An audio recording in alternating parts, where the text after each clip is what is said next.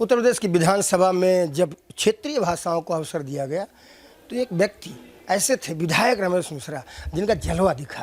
वो भाषा अभी याद है कि भुला गई? अरे वो कैसे भुलाई? हमारे गांव की भाषा, हमारे घर की भाषा का भुलाइए तो जान ला हम पूरा जहान को भुलाइए, माई बाप को भुलाइए।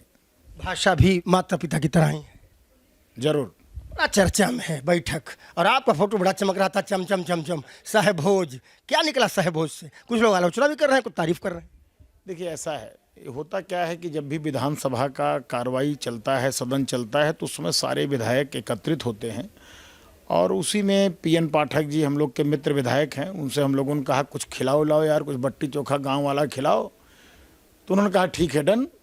तो हम लोगों ने बैठक रख लिया और उस पर एक थोड़ा समाज की चर्चा भी हुई। क्या जैसे जिस तरीके से ब्राह्मण समाज लोकसभा में तीनों चुनाव में 100% मतदान किया, विधानसभा के दोनों चुनाव में 100% मतदान किया, 2027 में भी ब्राह्मण जो है 100% भारतीय जनता पार्टी को मतदान करे, उसको लेकर के एक सकारात्मक चर्चा हुई।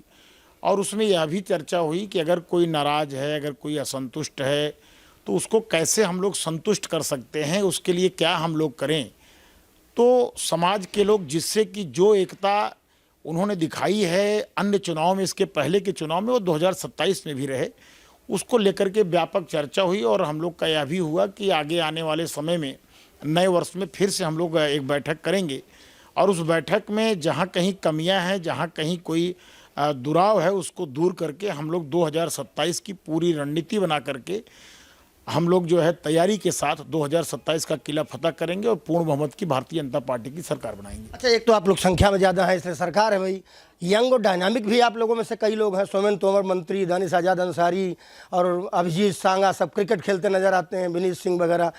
और आप लोग बैठक कर लेते हैं। विपक्ष को बड़े खेल नजर आ रहे हैं, वो क्रिकेट वाला खेल, और आपको आपकी बैठक में भी विपक्ष को खेल नजर आ रहा है। देखिए, विपक्ष के पास कोई मुद्दा नहीं है तो हर चीज़ को वो न्यूसेंस क्रिएट करते हैं, उसका एक निगेटिव मैसेज देना चाहते हैं। अब हम लोगों ने कभी ये सोच करके बैठक ही नहीं किया, ना हम लोगों के अंदर ऐसी कोई मानसिकता थी, लेकिन वो लोग न्यूसेंस क्रिएट करते हैं, उसका कोई मतलब नहीं।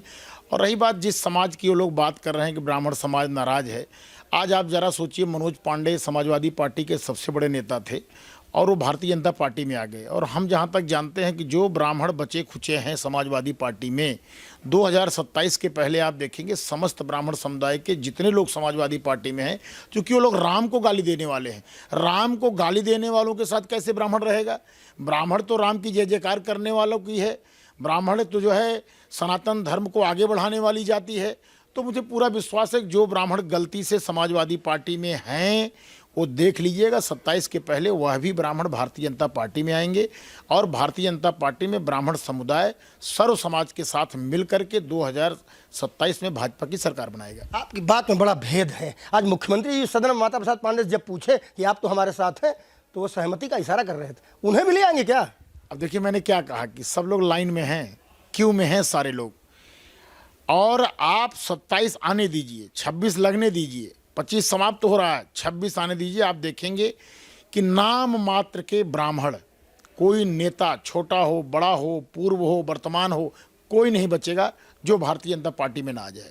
सब राम की जय करने वालों को पसंद करते हो। ब्राह्मण सनातनी है, पूजा पाठ और सनातनी परंपराओं को आगे बढ़ाने वाली समाज है, और यह कभी नहीं चाहेगी कि इस समाज को, एक कभी उसकी चाहते नहीं रहेगी कि जो सनातन को गाली देता हो, जो हमारे धर्म को गाली देता हो, जो धर्म के विनाश के लिए लगा हो, हम उसके साथ जाएं या हम उसको प्राश्रय दें।